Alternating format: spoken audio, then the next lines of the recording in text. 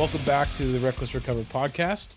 I have a very good friend of mine here today. His name is Chris. Chris, can you introduce yourself for a moment? Yeah, my name is Chris Cooper. I'm 41 years old from San Clemente, California. Nice. Yeah. So, Chris, is this your first podcast you've ever been on? Yes, sir. Absolutely. Okay. Well, I'm glad you're here. How long have you been sober now? In 2 days, I'll have 4 full months. 4 full months. Okay. Clean off everything. Awesome, man. That's so cool. Man, I've seen like the biggest change in you since you started working in your recovery and like prioritizing that. What is like, give us like the 15-second, like give us the quick version of like your whole, like your, give us the 15-second version of your story. 15-second version. Grew up in a single parent household. Dad left when I was 5. Drug use on his end, drinking on my mom's end.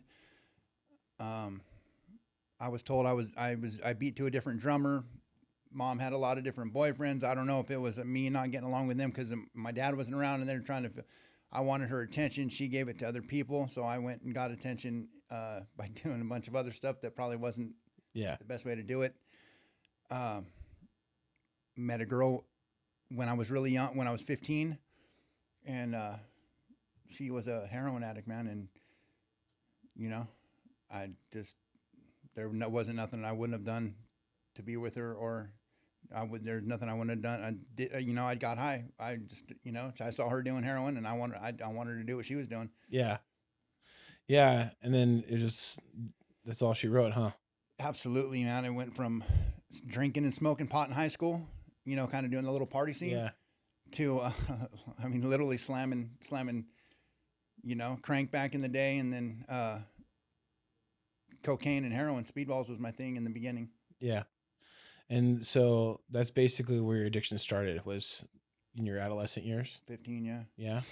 And then tell us the story. Like, what happened next?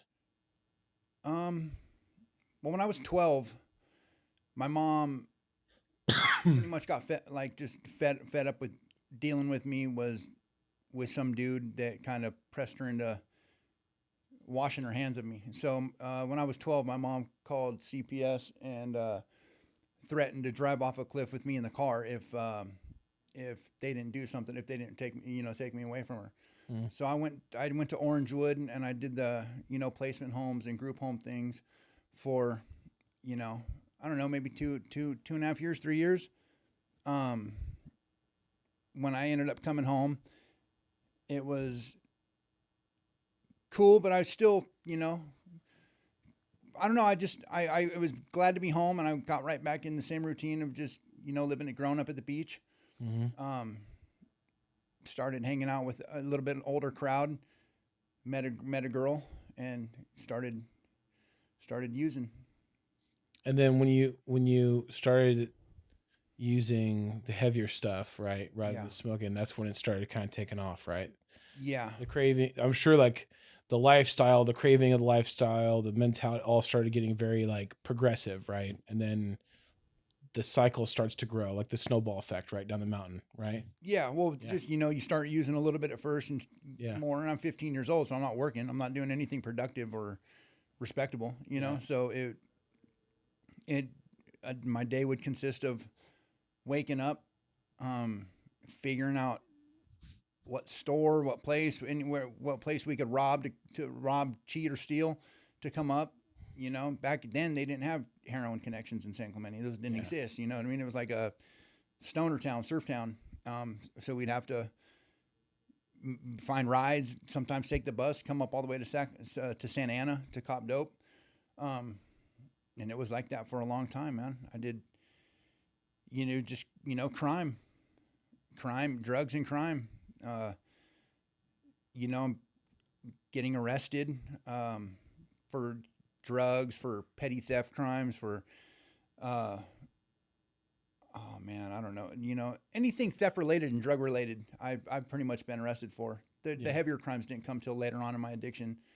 Do you think when you started getting arrested, do you think that fed into your lifestyle, or do you think it was starting to push you away? Do you think it drew you in closer or farther away from it?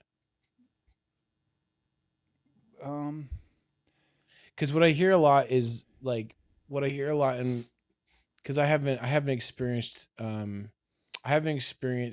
my life looks a little bit different than yours, right? But what I've noticed from people who I talk to who start in that lifestyle, and when I say lifestyle, I mean like drugs, gang banging, you know, prison, juvie, whatever it is, that young, it's almost like it's a like nitrous boost to their way, like the way they're living, like that reckless living, you know, like Yeah. they're just kind of, it doesn't, we hope that structure and an incarceration in the beginning, we're hoping that this is going to make have some type of impact on preventing this issue to keep on going with our younger generations, right?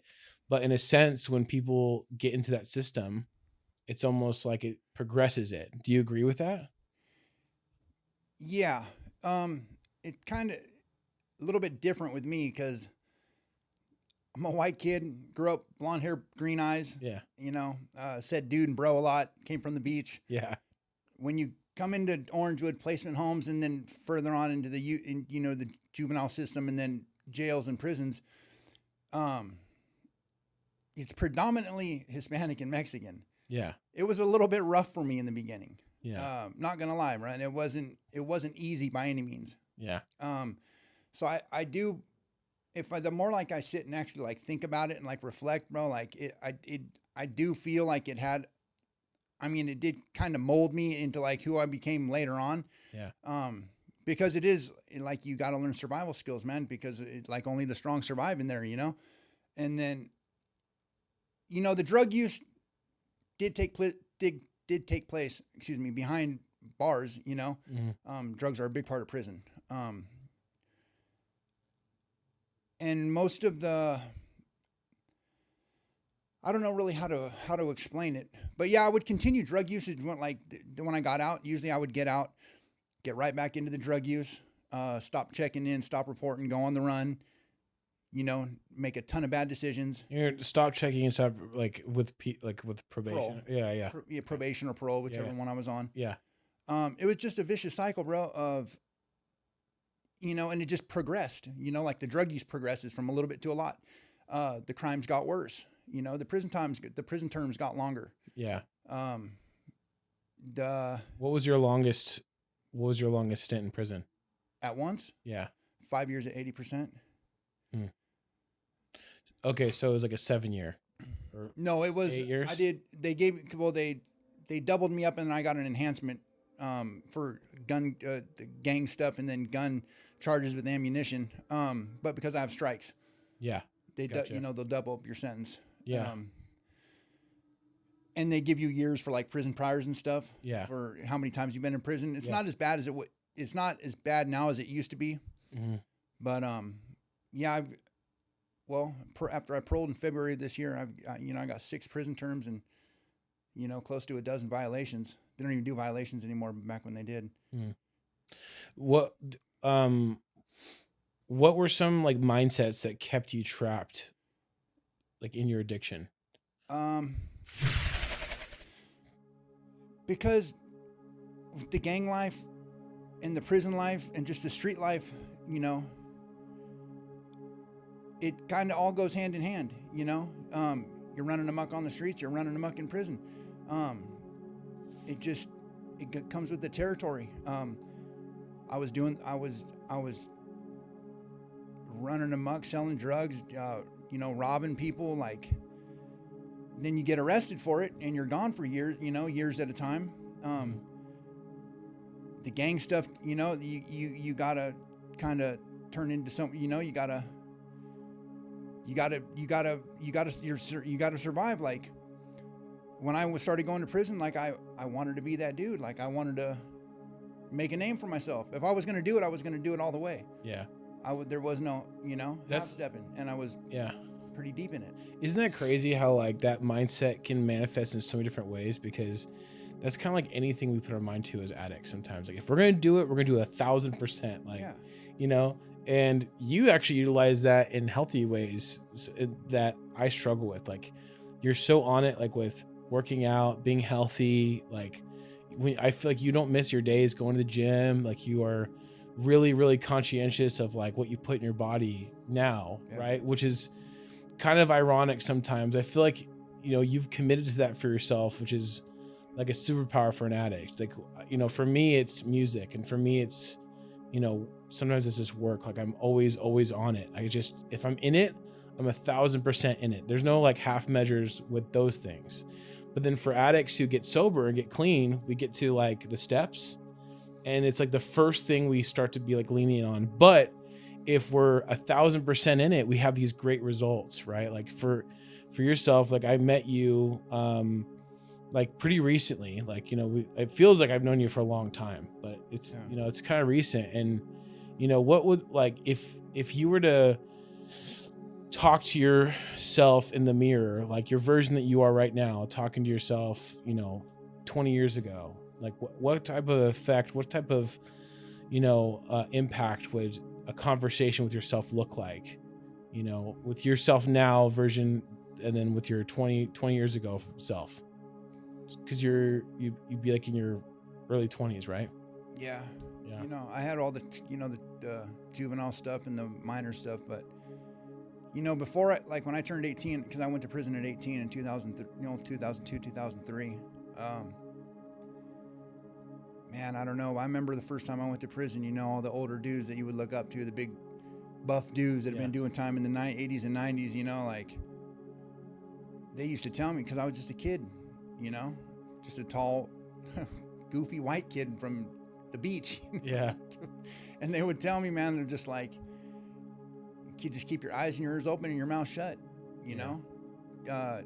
don't make a life, don't make a life of this. Everything they told me not to do, I did. Mm. And I don't even know if I did it on purpose, but because in the moment, you're like, oh, I'm not ever going to come back. I'm not ever going to, this is the last time. Like how many times did you tell your mom and dad, like, Mom, Dad, I'm not going to use no more? And you really just run off and go use again, and it's not like you're doing it to like hurt their feelings, or you're not doing it because you're ignorant and you don't believe that they have your best intention at heart. I don't even know why I would do it. I just wanted to do it, I guess. Yeah. Yeah. And ultimately, I think just after, man, 25 years, bro, of just violent prison and drugs, bro, and literally losing everything on this planet that means anything to me, bro. My children, bro, my relationships, my family, my grandpa who passed away, not having a relationship, just. Well, it leads me to my next question. What was the most valuable thing you ever lost in your addiction? Value? What do you mean valuable? What's the most valuable thing? Valuable? Yeah. Like, what was the most important thing to you that you lost in your addiction? My children. Without a doubt. My children and my grandpa. Hmm. Yeah. It's, I can only hope that, with your future self, whoever that may be, you can have something to look back on even right now to see where you're at right now. Cause I'm looking at you 4 months in your recovery, and you're a totally different dude than when I first met you, and that's for everyone else to see too, What were the most critical things that contributed to your recovery?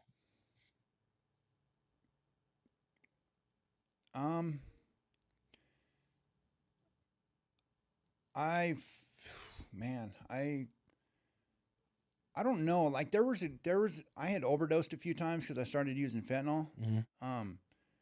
But when you overdose, you don't even know you're overdose until you come out and people tell you went out. You know what I mean? So it's like, and then you go ahead and use again.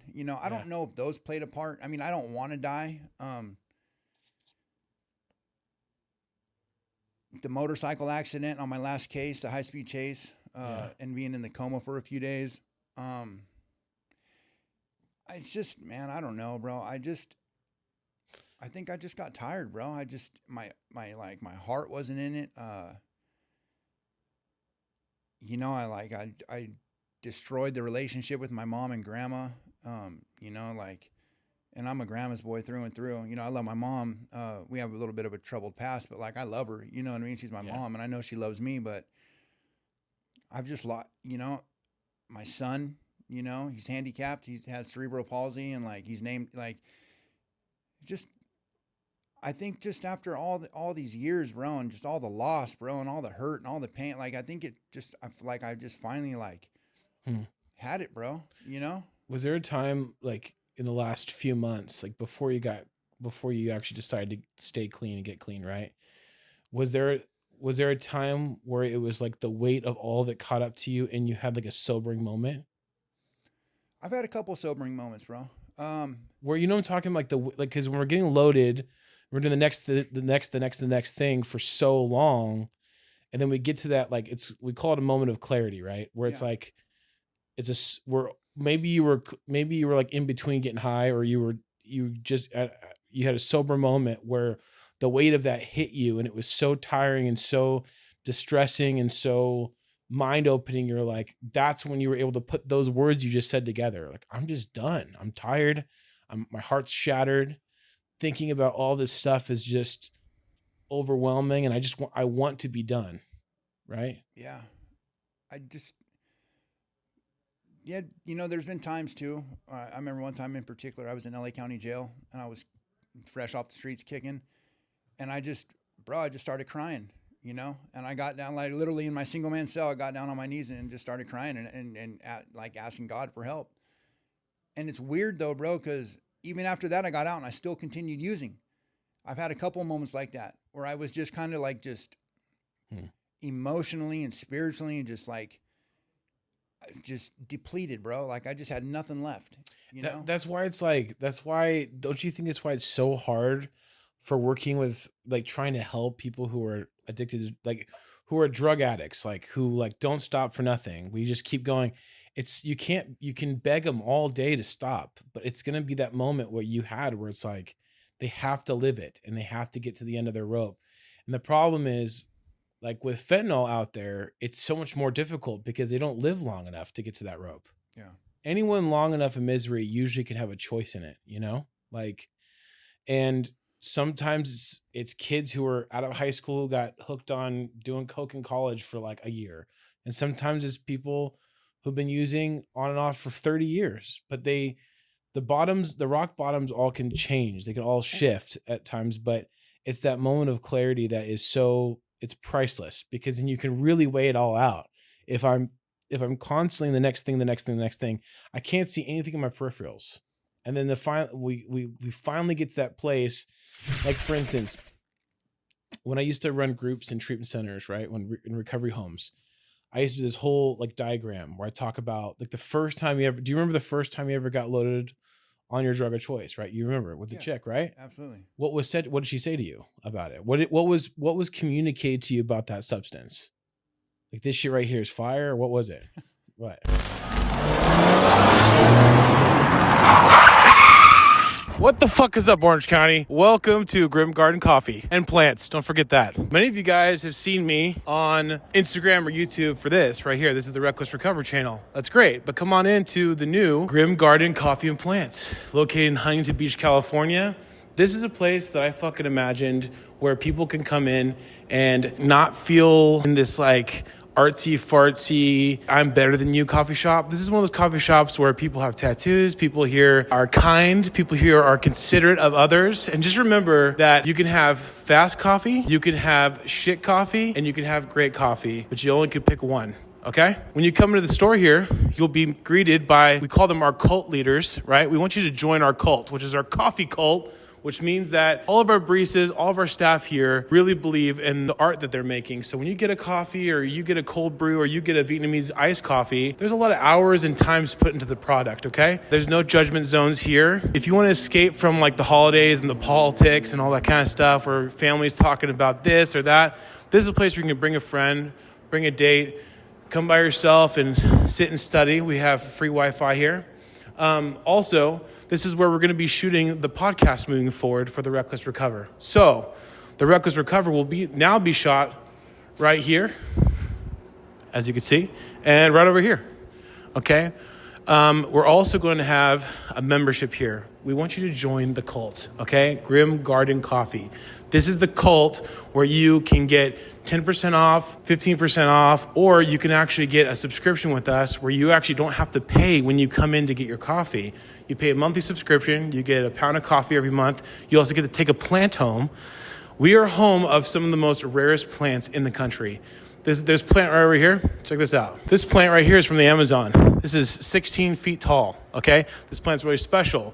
We take really good care of our plants, and we're doing some really special things moving forward with the space that are gonna blow your mind. So, January 4th, 2026, the grand opening of Grim Garden Coffee and Plants. This is a vision, a brand that I truly believe is going to really reach people and create a really awesome space. So come by, check us out.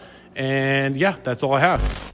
Honestly, we were at this girl's house and we did it wrong, and we ended up going to the bathroom to be alone with each other. Yeah. So it was like drugs and then sex right away. It was Yeah. They go hand in hand. But I was just a kid. She was a beautiful blonde-haired, blue-eyed girl. Yeah. I'd have jumped off a cliff if she told me to. But here's the thing though, right? It's like there's some type of conversation with the thing. It's like for me, I smoked weed for the first time with this guy named Tristan, right? Yeah. And I smoked with him on Monday, weed for the first time. I was 15, and then I smoked tar with him on Friday. Like it was like the same week. Same week because I didn't know. I was, I grew up in a conservative Christian home. Like any drugs or anything like that, I knew about was from movies and TV that I didn't see a lot of that growing up. So I didn't know a whole lot, but he said, but this stuff right here is like next level. Like this isn't the stuff we did on Monday, And it's kind of funny. Like I actually smoked that with him and had a total, like I was a whole full body high and a head high. I don't know what it was. I think it was laced with, I think it was just, we smoked like a blunt with a foil. And I think it was like a blunt with tar as well or something. I don't know, but I had a full body high.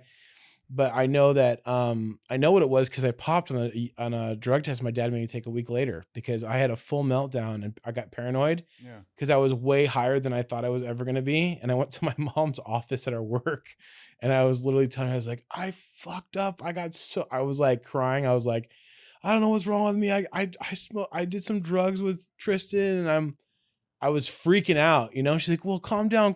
I was like, he's in the car. He just dropped me off. We're all fucked up. I had a full on meltdown. But what was told to me when I felt the body highs, when I realized, I was like, I want to be like this though. Like when it calmed down and I did a couple more times, I was like, man, I realized that I want to feel like this 24/7, like 365 days a year. When I got the perfect mixture of like what I wanted to get high off of, I was like, this, but it never was the same again. It always took different shapes and it always took different things. But the thing is, the diagram I use or the story I tell people is like someone knocks on your door and gives you, here's 2 free tickets for a vacation, right? Your first initial response is like, this is total bullshit, right? Like there's no such thing as a free vacation, but you call out of work and whatever, and you show up to the airport and you don't tell anyone because you don't want to be embarrassed if it's some bullshit thing, right? They say, oh, welcome, Grayson. Yeah, here's your plane ticket, or here's your plane ticket. Have a nice trip. And you're like, there's no way this is real. But you're not questioning like how you got this free vacation, right? So you get on the airplane and it really only hits you when you're in the airplane 30,000 feet up in the air and you're eating some peanuts and sipping a cocktail. You're like, wow, this is cool. I don't care where this came from. It's a free vacation. They land on this island, get on this island. And you get off the plane like, wow, it's beautiful, crystal blue waters, like pearly white sand, coconut trees, and you're like, wow, this is incredible. This is like the best thing that's ever happened to me. And then you start walking, and then you can't find the hotel because you've literally walked the circle of the island and your feet line up with your feet that you catch up with where you left off, and you're like, wait, there's nothing here. There's no hotel, there's no jacuzzi. It's just this island, and then you're like, holy shit, you start to panic, and then you somehow, by the grace of God, go through your suitcase and find some floss, some Listerine, and some Band-Aids, and you somehow build this is very unrealistic, but you build some raft, right? And then by the grace of God, you get back home, and then you go home, and then all your shit's gone. I walk people through this illustration for a reason, because the knock on the front door is like that first time someone ever said like this stuff right here is going to like change your life, or Yeah. this is the next level, and the thing is it's true. Like it's true. Absolutely. It's like the best thing that ever happened to me to that point, right? Literally, Yeah. and only an addict can really understand that, because it's not about the drug. It's about what the drug does for me, right? It's not about the heroin. It's not about the speed for you or the goofball. It's like, it's what it does for you, what it won't do for the person next to you. If you give it to Alvin, he's going to have a bad trip and probably never do it again. He's not going to like it probably. Yeah. I don't know. But for us, it fills this void that's never been filled before like that. So that's the person knocking on your front door. The airplane represents the first time, you'd ever like arrived, where it was like, okay, I want to be like this forever for the rest of my life, and nothing will ever stop me. I want to be like this, and I will do anything to get back on that plane. And the island represents the first time you ever came to, which for you, like you had mentioned, like that one time that you just got on your knees and started crying, like your whole life has passed by now. Like most of us wake up in a hotel room or in prison or something. Yeah. And we're like, man, I used to love riding skateboards. I was a diehard skater as a Yeah. kid. I used to love hanging with my friends, going down the river trail on the Z boards. Remember the Z boards, the carving boards? I was more new school skating, Yeah. But like, but I do know them. I used to love playing music. I used to love, being in bands. We just found 10 years went by and it's gone. Yeah. And people, went on and got married. Some people died, we didn't even know. Family members might have died and we didn't even know, because we were doing this next for so long, right? And then going home and the house is empty is the most common place of relapse for us addicts, because we get home, we get clean, and we don't do steps, and we don't change the way that we live, and we go home and people don't want to talk to us. We have gotten past the stuff that had happened, but they haven't yet, which is what you and I've been talking about recently, right? Like people are still affected. We broke people's hearts that we didn't even know. We in a blackout, we stole one of our best friends' engagement ring. I don't know, whatever it might have been. That wasn't specific, but we have these expectations that people are going to be on the same level as us and where we're at, and they're not, because we've made so many decisions, and we had basically been in a time capsule of drug use for however long it was. And then when we go back, we expect them to be on board with us, and we expect them to have, the same mentality as we do, and we're all better now. And that's not the case. And then our expectations aren't met, and we go out and get high again. We get back on that plane again.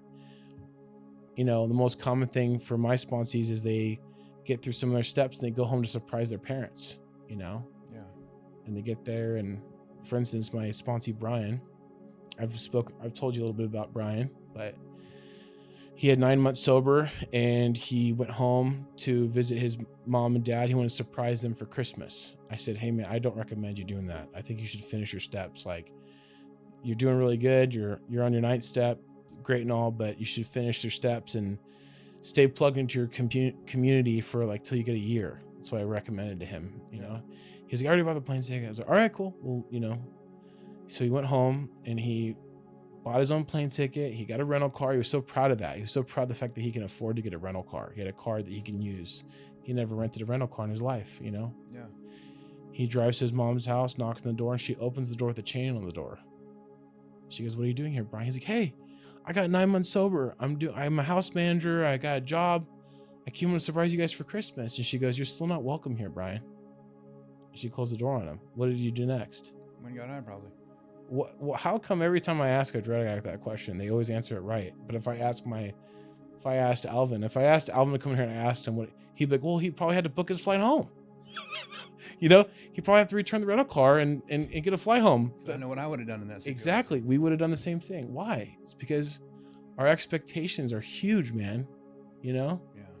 And so that's the most common place I see people relapse, before finishing and getting those spiritual tools to live with that I talk about in the podcast a lot. Like it's a new design for living to help us be able to maintain expectations. It is. And so anyways, I tried to use that because, in your story, you said that this last time you got out, like, I was just done, and in order to stay done, because anyone can get sober, it's hard to stay sober.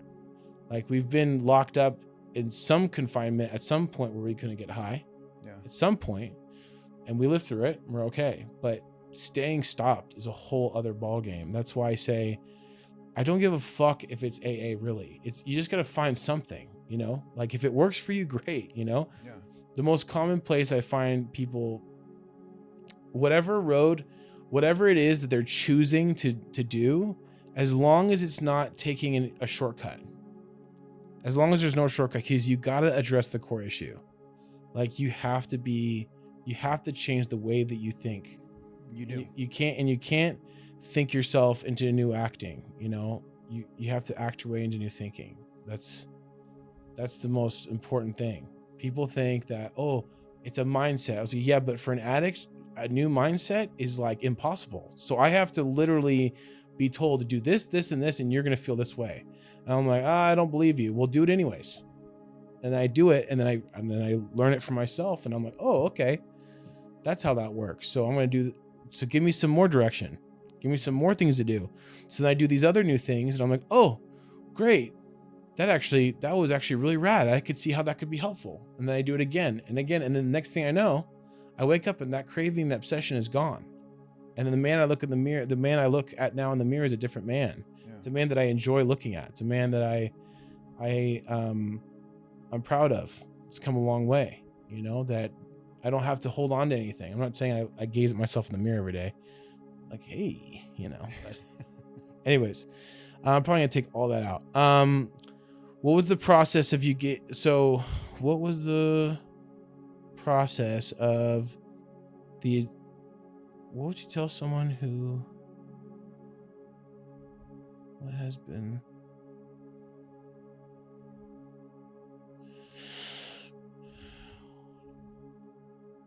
all right, from your experience and perspective, what would you tell an addict or a person who's addicted to drugs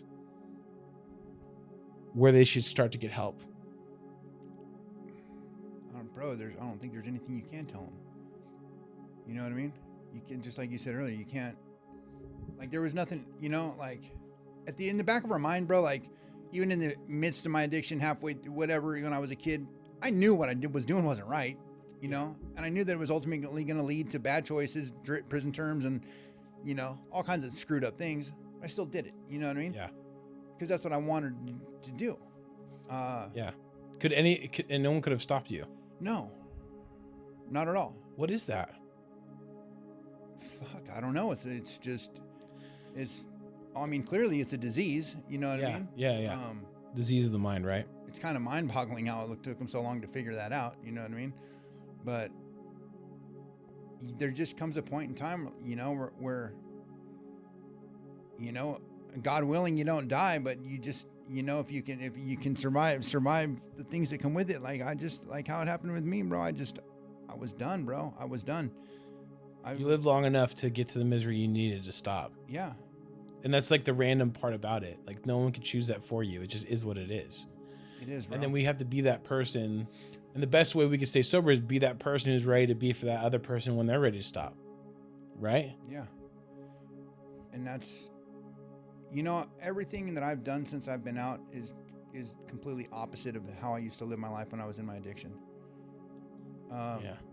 Everything was about me, you know, and that's a hard pill to swallow, bro. You know, like like we've all heard it, bro. You point one finger at someone else, you got three pointing back at you. Yeah.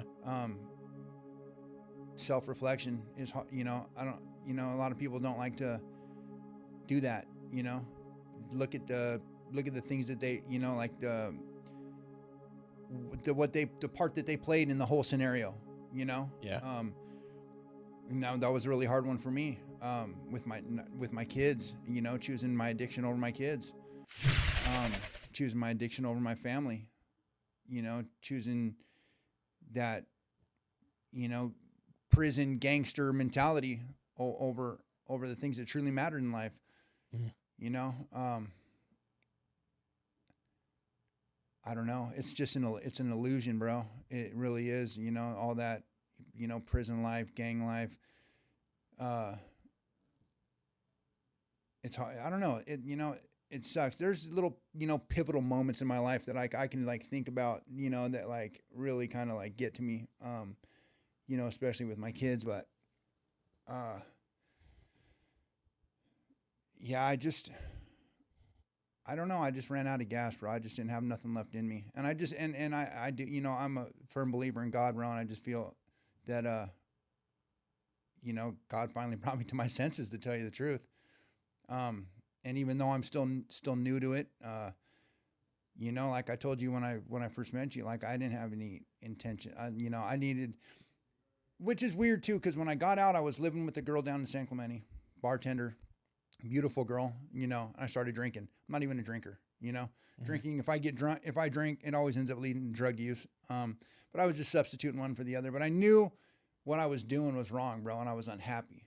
And it's weird because I've never felt like that way before. Usually, I just like, I'll figure it out, or I'll just like. I'll think of something, you know?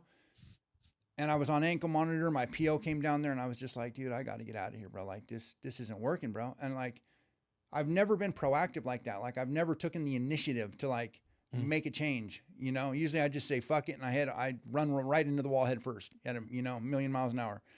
And I'll just deal with the consequences when they happen. My PO was like looking at the girl, looking at this beach house that I'm living at, you know, like 2 blocks from the pier. And he's like, really, bro? You want to you want to get like leave this? And I said, yeah, bro. Like I need to change. Like I need to do something with my life, you know. And I literally went to that the sober living I'm at now. I went like 2 days later, or maybe I don't know, yeah, like a week maybe. I sold my motorcycle, you know, just because my license has been suspended since I was 18, you know. And I just.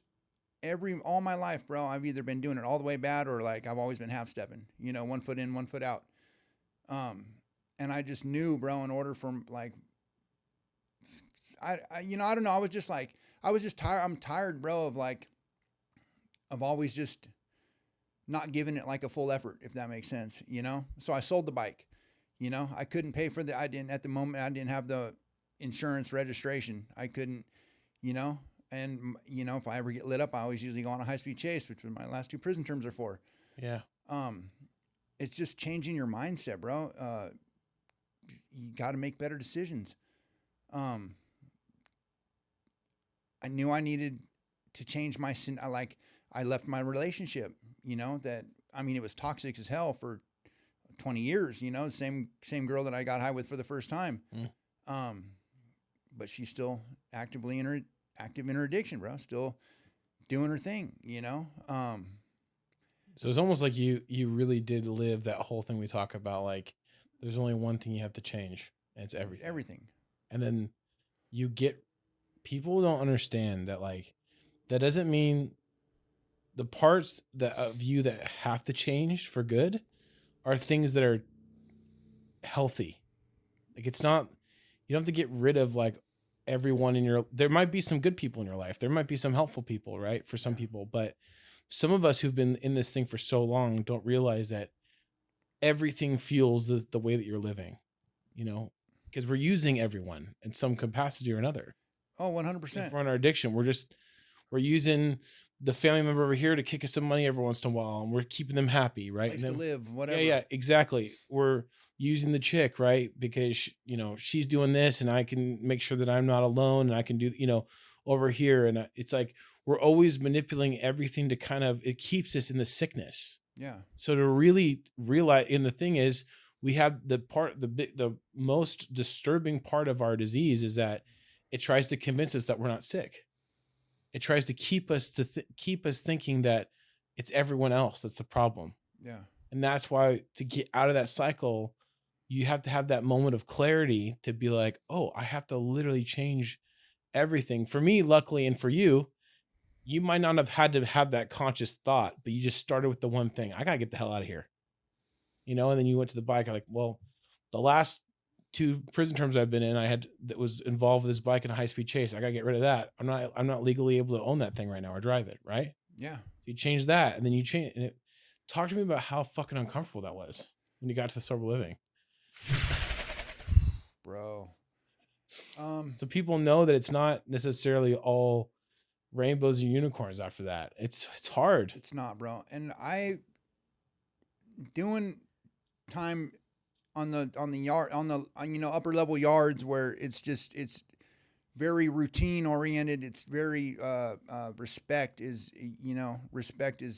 is it's everything, bro. It really is. Common courtesies, pleasantries, self-respect, not just respect to others, but self-respect. It's been programmed in me for so long now, and getting out and moving into that sober living. I mean, that was like a culture shock, bro, because you're with a bunch of different walks of life that it was just different. I'm trying to get out of the habit of like speaking ill about other people. I'm trying to be, and I've talked about this with you a ton, bro. Yeah. There's you're put in a situation where you got to live with a bunch of different dudes that are from different walks of life. I don't know if they've been abused, victimized, what their background entails. I don't know. But when I first went in there, it was really, and I still struggle with it, bro. I'm getting better, but I've always been really confrontational, bro. And in my mind though, I'm thinking like, like if this dude did this the way I do it, it'd be good. Why doesn't this dude do that? Like, I just don't understand why these dudes don't clean up after themselves. Why don't, like, I'm just really like, I thrive in structure, and there's no structure there. Everyone just come and go, like making messes and, like it's crazy. Like you're living with just a bunch of, just different, you know what I mean? Like but I've learned, bro, and I don't know, we've all, selfish, self-centered, narcissistic, egotistic, like just not giving a shit about anything or anybody but yourself, So now, I'm thoughtful of the things other people have been through, bro. Whether they tell me about it, I don't understand it, or, they just, whatever. Like, I just, if I see a mess, I just clean it up, bro. You know what I mean? It's life. I remember when we were at the meeting that one night, Owen shared, cause I think I led the meeting and I picked, patience and tolerance as the subject, and, something he said that stuck with me, bro, was living in sober living is kind of like preparing you to live in the real world. You know what I mean? Yeah, it is. And the life and the things that I've been living in prison and that is, bro, the furthest thing from the real world. You know what I mean? Mm-hmm. And that stuck with me, bro. And I'm very patient now, bro. I'm tolerant. Well, I don't know if it's tolerant, like I'm patient and I'm understanding. Yeah. I don't know, tolerant. I kind of, like I think maybe my ego or maybe like in my mind, like I feel like I'm breaking it down. So I don't want to say that I'm like being tolerant of like people walking all over me and shit. Cause like, yeah, but remember, love and tolerance is our code. Yeah. I know. And I'm working on it, bro. Also like being vulnerable, like the night we spent in your garage, like, having to open up, bro. Cause my whole life, surrendering, being vulnerable. It's all a sign, you're basically programmed to think that it's a form of weakness, bro. Yeah. You know what I mean? Because you can't let anyone get one up on you. When you're living in a shark tank, if they smell blood, what do? They're coming after you. You know what I mean? So you can't do it. You can't show weakness, So now I'm learning, I'm learning how to be vulnerable. I'm learning how to be weak, bro. I'm learning how to surrender, bro. I'm learning how to speak. I'm like, and talk and like open up and like. But here's the thing though, just like we talked about how your story before was just helplessness and hopelessness is used to be powerful now for somebody who is hopeless. That's not hopeless, right? You're just like your story is going to be is so helpful to somebody who's struggling right now. That's the cool thing about what God does with people in recovery.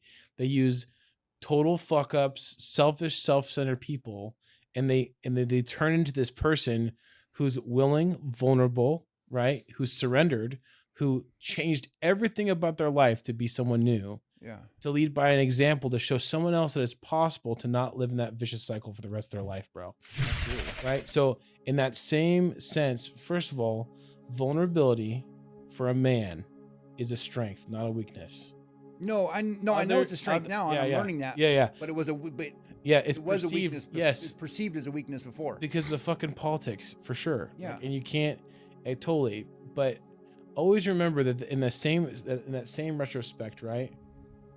The same retrospect, it's like now when you go to meetings, and now when you share your story, and now when I'm telling you, it's I told a new guy like a couple weeks ago. I gave him a little note in the meeting. I said, ask me next week what the miracle is. Yeah.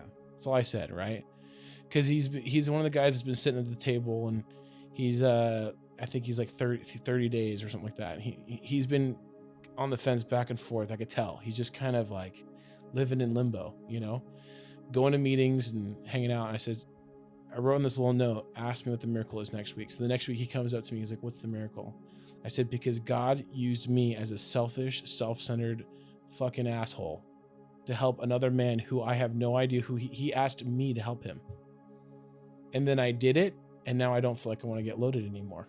That's the miracle, because like, why would another man who literally has his whole life on the line, like he's going to live or die, and God put me in a position where where that young man or that older man asked me to be a sponsor to help him. That's the miracle, because I wasn't supposed to help anyone. I wasn't capable of helping myself. So how am I going to help this guy? Well, that's how we give it away to keep it, right? Yeah. I have one last question for you. From your experience and perspective, what would you tell a loved one of an addict where they can start to get help for their loved one?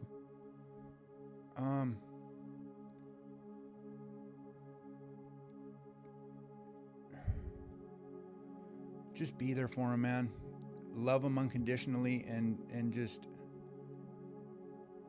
fuck, that's a hard one, bro. Cause like in the beginning, man, I remember my mom used to go to like Al-Anon and stuff, and she was trying to understand what I was going through, what I was doing. You know what I mean?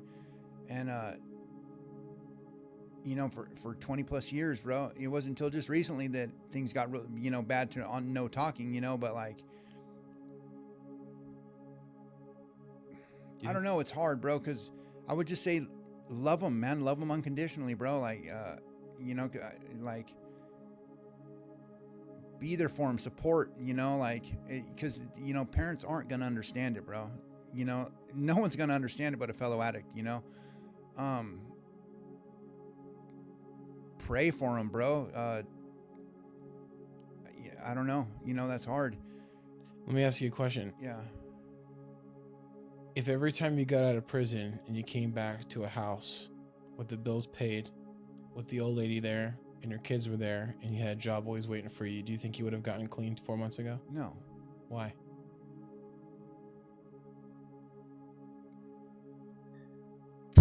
Because I always find a way to fuck it up. I've had all that and I fuck it up. Mm-hmm. Do you think that I think sometimes our loved ones, the people that we care about the most, are the ones who have all the power to reveal to us who we truly are in the mirror, but we can't see it. Yeah. When they just accept it, everything will be fine. He'll figure it out. They remove this opportunity for us to see ourselves for what we really are. And when they start to put boundaries up, they start cutting us off, they start those things, then we're really starting to really see, the damage we're causing. Because that sickness that we want to keep, it keeps us sick. Yeah, my family lovingly enabled me for most of my addiction, bro. Yeah. Yeah. They didn't know they were doing it, but they were doing it, and I was feeding off it, and then me being the manipulator, conniving, fucking piece of shit junkie, what I mean? Like, like you get these little things going, and you kind of, you just give them this perception, like I was working and I'm still using. It's just, yeah. What's like, well, with this, what's one thing you would tell an addict who's currently using right now, where they start to get help? I just give them my number, bro, and tell them to call me when they're ready. Yeah, buddy. Nice. Bro, it's all you can do. Like, dude, that was fire. I love that shit. Yeah. Yeah. Just real quick, one more thing, bro, because I go to my church. I talk to you. No one has seen more of a change in me, bro, than because me, I'm like my own worst enemy. It's always mental. Like, it's always just a constant battle in my head. I share this discipleship chat thing that I go to at church, because I know that I'm still fucking up in certain aspects, bro. I know that I'm still making poor decisions. And I'm seeing it, you know what I mean? I'm doing good in a lot of areas, you know what I mean? But there's still certain areas that I'm struggling, you know what I mean? Progress, yeah. And I know I need to be better, bro. You know what I mean? And again, like I'm probably beating myself up a little too hard, you know what I mean? Like, but like, that's how much this means to me now, bro. Like, you know what I mean? Like, I don't think I'm pretty sure I don't have any more chances, bro. You know what I mean? Like, it's either now or never, you know? And I don't know, bro. Like, I know I need to be better. And, you know, I was sharing it with this the church guy I go to, and he's like, bro, don't be so hard on yourself. He's all, you're doing great right now. You know what I mean? He's like, you're at church right now. He's like, you're exactly where you need to be. He's all, God's not done with you yet. You know what I mean? Like, you're going to have hiccups, bro. Like, you're not, you know, how long have you been destroying your life? How long have you been, you know, doing everything you've been doing in a negative light? You know, 25 plus years. He's all, dude, you've only been here 3 months, 4 months. You know what I mean? He's all, God's just beginning to work in your life. You know what I mean? Just keep doing what you're doing. Good things will happen. You know what I mean? Yeah. So if I were going to just, you know, tell anyone anything, bro, it would just be that, bro. Just stick with, you know, like being in addiction stuff, bro. You want instant gratification. You want things now. Like, I want to be better now, bro. Like, I want to be making $1,500 a week now, bro. You know what I mean? Like, I want a truck now. I want a motorcycle now, you know? But the quote basically put some of what you just said, a quote from my really close friend DC, who passed away. Yeah. He always said, recovery is rarely linear. You're gonna make mistakes. Absolutely. It's all about, how many times you get back at it. Get back on the horse, keep trucking away. It's progress, not perfection, right? That's it. And So, I try to, and every night before I go to bed, bro, you know, like I talk to God throughout the day, because I'm constantly asking for forgiveness, because I know I'm doing things I shouldn't do. I'm constantly asking and be humbled, like to see things through his eyes, to hear things through his ears, bro. I just want to be better, bro. You know, and I'm constantly asking for help, for guidance. You know, I talk to you. I just stay involved, bro. I just try every single, you know, treat people with respect, bro. Yeah. Be kind to people. You know what I mean? Yeah. It's crazy. I remember this dude told me one time, or I read this thing, and you know, like everything's like a test, you know. What were we talking about a week or so ago at this group? Character defects, I think, you know, and it's like the things that we struggle with the most are the things that God's going to challenge you with. You know what I mean? Yeah. The patience, the courage, the wisdom, things like that. He's not going to just give it to you, bro. He's going to give you opportunities to grow in the areas that you're struggling in, you know, building your character, bringing you closer to him, you know, making you a better man, you know? Yeah.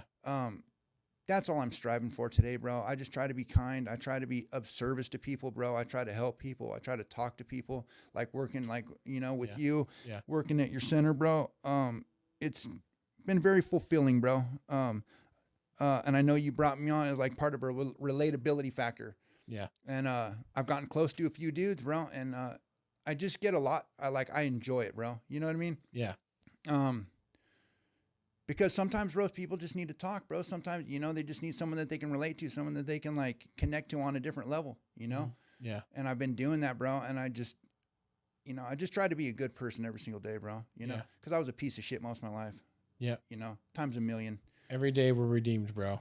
Every day we wake up, we wake up with the same selfishness I started with, but I got a little bit more tools now to be a little bit more plugged into the grace that I get, you know? Yeah. And we always want to be men who are always becoming. And the last thing I'll say is like you said, when you're wrestling with God, it's okay. And God isn't mine when you're wrestling with things, because it's when you're closest to him, right? Yeah. He wants you to wrestle with him, bro. Yeah. He does. Yeah. And awesome. Well, we got to close up. All right. That's it. I appreciate you, bro. But anyways, it's been awesome having you, Chris. Thanks for talking with us. And we'll have you back on again soon. This is definitely easier than talking in front of 100 people, bro. When I walked into that Yellowstone, bro, I was a little fucking like, I think I might have dodged a bullet.